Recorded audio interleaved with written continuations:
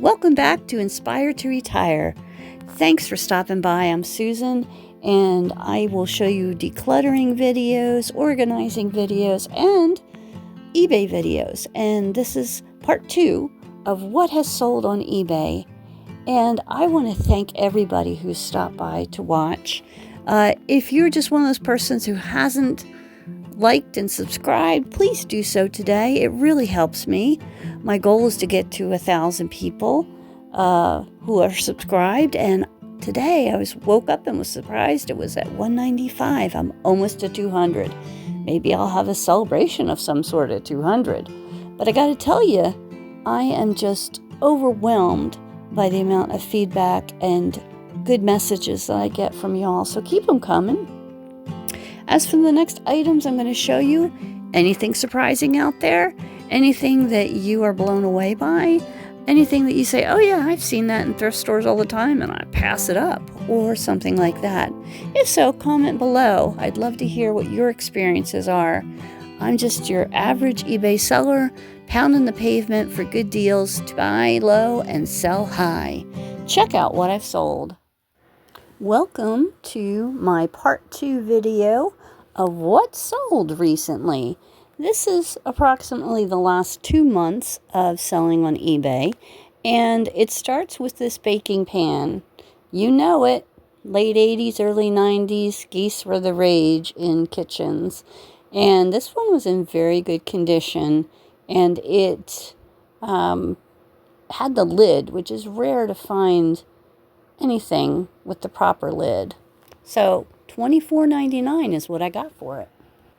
As usual, I'm always surprised and quite amazed by what sells at what price. This amazing 1994 vintage little candle has a revolving shade on it, and it sold for $24.99. It's hard to tell from the tiny picture, but this is really a cute little item. But even so, $24.99 is quite a chunk of money for this little thing. Corningware is something you should always look up, especially these specialty pieces. And in this case, it was a 1-quart like a thermos. They called it a thermique, and it was the retired symphony pattern, and I got $14.99 for it. In retrospect, it probably wasn't worth picking up because I held on to it so long, but at least it's out of my house now. You live, you learn, you move on. The next item, a little doggy football fan jersey.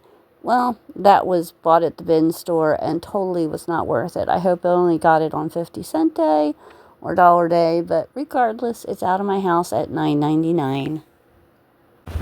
I believe I've mentioned before that I usually buy Land's End swim pieces, tankini tops and bottoms, but also the miracle suits. And this miracle suit was in fabulous condition. I usually pay, if it's one thrift store, I get them for $2 or $3. If it's Goodwill, it's usually $5 or $6. But either way, this would have been well worth it because I got $49.99 for it.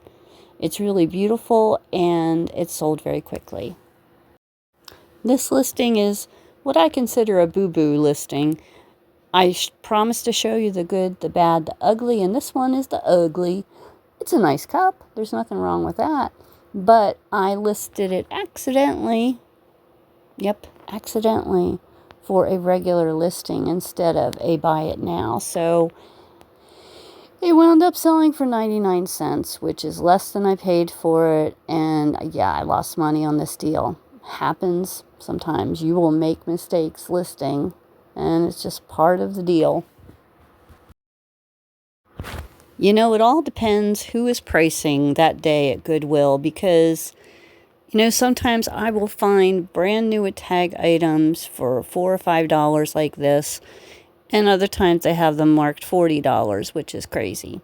But I found this Vera Bradley wallet, and it was new at tag, and I was amazed because I was at a local Goodwill that is very expensive usually, so they had someone who didn't know what Vera was, and so I got a good deal, paid about $5 for it, and sold it for $24.99.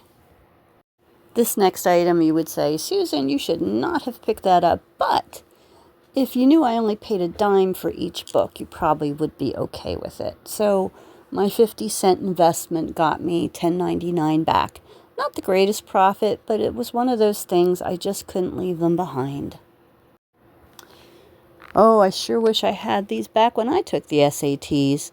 I don't think they had these in the 1980s, but now they've got all kinds of fancy new helpful tools for you to study, and this one sold for $21.99. This next item is for collecting quarters. I used to collect coins when I was younger. Not sure why, other than my brother did, so I wanted to do it as well. But this is a really nice coin collector piece, and I had two of them, and they both sold recently, this one and the other one. So I'm thinking I must be the lowest price or had the lowest price.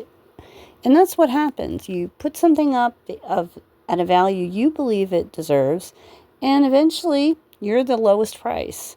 So if you're good with holding on to things like I was, you will get your price. But I didn't really have these around too long because I don't like to overprice my items either.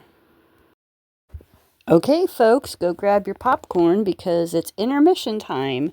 And you may have noticed on this last item that it says it was refunded. And ask me, why do I still think this is a good sale? Well, because this item was refunded by eBay to the buyer. I did not suffer a cost in this. Initially, I got an email from the buyer saying that there was an address problem or something along those lines. And eBay held the money initially, but then almost like instantly I got the money refunded to my account because they said it was the buyer's error. And because this was an international order, the way eBay handles it is I send it to them, they repackage it, and they send it out and take full responsibility for it. So I have absolutely no problem with sending things internationally anymore like I used to. And this is one of the reasons why, because they will have a fake address or something that's a problem, but I don't suffer any responsibility financially for it. So yippee-ki-yay, I sold it and it's out of my house, and whatever happened to it, I have no idea whose fault it was, but I didn't have to get in the middle of it. The next item is a sweatshirt, a Christmas sweatshirt, featuring Peanuts, Snoopy, and Joe Cool. It's made in the USA, which is something you should look for when you are looking at sweatshirts and t-shirts too. It's a good indication they're vintage if they're not made overseas. And this one I got $28 for, so awesome deal. I believe the buyer sent me the offer through an email, and I was like, yeah, I can do that. So win-win for me, win-win for them. Always, always, always look at nativity sets. There are some nativity sets that are worth bundles of money. This one was not worth bundles of money, but it was worth $29.99. Much of Avon's stuff, sadly, although people thought it was collectible, is not worth a whole lot. Some grandma out there is getting a head start on next Christmas with this Snow Bunch stocking, counted cross stitch. And I sold it for $24.99, which is really kind of low, on the low side for this type of item, but there were quite a few on the market, so I'm happy to get that. If you run into Polaroid cameras, look them up. You never know which one is the rare one, which one is the special one. I don't have it memorized, so I look them up. Or if they're only $1 or $2, I just buy them. And this one looks really cool when it's opened up. Doesn't look as cool when it was closed. It was mostly black. So this is why I featured this picture, because it showed the coolest parts of it. But $39.99 is what I got for it. Returns are part of the business, and this was an item that was brand new in the package, but the buyer got it, opened it, used it, claimed it was broken, sent it back. I had to refund them. There's nothing you can do about that. It's just sad. So I lost money on this item, but on to things that make me money.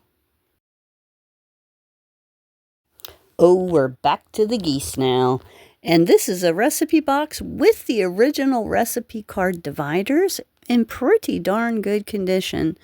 Couldn't leave it wherever it was I found it. Should have, because I only got $8.97 for it.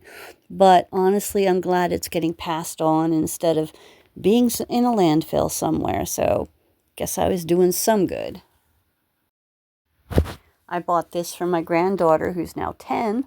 And I finally decided I could let it go. I have a lot of new with tag stuff that she never got to wear. And this little set got me $19.98. I really wanted more for it because I paid not full price, but a good deal for it. But in the end, it's out of my house, and I've gotten back at least what I paid for it. Again, I've said I'm trying to get out of the shoe business. And this is one where the person made me an offer. So it's $45. And I said, okay, I can do that. Because if anybody makes me a reasonable offer on my shoes, I usually take it. I recently put out a big sale and didn't have one sale from it, even though I marked all my shoes, almost all my shoes, at like 40% off. So it just takes the right person with the right size foot, and that's why shoes are a very long tail item sometimes. This curling iron sold on one of my weekend sales, and I only got $17 for it, but I know I only paid a few bucks for it, so I made money. It's out of the house, as I keep saying, and that's a good thing when you're decluttering. Here's another problem I came across, but luckily it didn't last too long for me, in that the buyer opened a case after they received the item, or I thought they had received the item, this pair of shoes. And the quote is, "It was returned to sender with no reason. The address was right. I want my money back." So the best I can deduce is that the address was not right. Either it was false or there was some kind of fraud involved, whether they used somebody's card or, eBay doesn't reveal to you what the real reason is that they didn't snatch money out of your account. But I don't know, about a half day later, I got an email saying, "Case is resolved. You were not found at fault." And I got my money reinstated. So, yay, eBay. Because I'm going to show you a return that did not work out so well for me. Always, always, always look at cameras, especially Canon. You almost always will find a good return on buying a Canon camera if you're getting it for $5 or $10 around there. Now, believe it or not, I got this whole thing for $5, and it was brand new. Everything was wrapped in the plastic. Even the original memory card was in there, in the original unopened plastic. So I knew that this was a gem. Could not list it as new, but I listed it as open box. So about a day or two after I listed it, I got a message saying, would I take like $90 for it? It's listed for $200, mind you. And I wrote back and said, well, why would I take less than half for this? That's not worth that to me. Thank you for your offer, but no. They repeatedly asked me to sell it like at a slightly higher price and a slightly higher price. I think they stopped asking at about $125. I ignored the following emails because I already told them that they were way too far off the mark. So about 24 hours after their last email, it sold to another buyer. And I thought, that's really strange. And so I happily packed it up and sent it out. I even paid extra for insurance on it because it was over $100. The UPS, not the UPS, the United States Postal Service will reimburse you if it's under 100, but, if they lose it or whatever, or damage it. So, if it's over 100, definitely get extra insurance on it. But anyway, they got it, and they said that it didn't take the modern memory cards and that they were disappointed and wanted to return it. They also claimed that the battery door was broken and it wouldn't close properly. So I sent evidence. I even took a video of the camera and showed them once it was returned to me that the battery door closed just fine. And also told eBay that the buyer did not return the memory card with it. So they just took the memory card and threw it out. I don't know. I don't know what happened to it. I didn't feel that the buyer deserved full compensation, especially since they lied about this. I then did some further digging, and I found that it seems that this person has a buying ID and also the other one that is their possible selling ID. And I say possible because I don't know their real name. But it seems like too much of a coincidence that part of the complaint upon return was about a birthday present. People don't give vintage cameras as birthday presents. I found this whole thing very strange. But eBay made me refund them. I know I will make money on this camera. I need to relist it and take a new photo without the memory card and explain all of that in the listing and probably ask a little less for it. But regardless, I will still make money on this. But I did want to show you that it's not all rainbows and roses with eBay. They will often take the buyer's side, believe whatever the buyer says, and make you refund them because eBay doesn't care. eBay wants the buyer to be happy. That's all. They want the buyer to be happy, and if the buyer isn't happy, you, the seller, are going to pay. There will definitely be a part 3 to this video because I've counted at least 20 more listings I need to go over for you to get you back up to date with what I've sold in the past 2 months. So I hope you've enjoyed this little peek into what actually has sold, and know that a lot of work goes into prepping these listings and preparing them and storing them. It's not a bed of roses, but it is worth the extra money, I think. So I hope you all enjoyed it. Please like and subscribe, share with your friends, and I'll see you next time.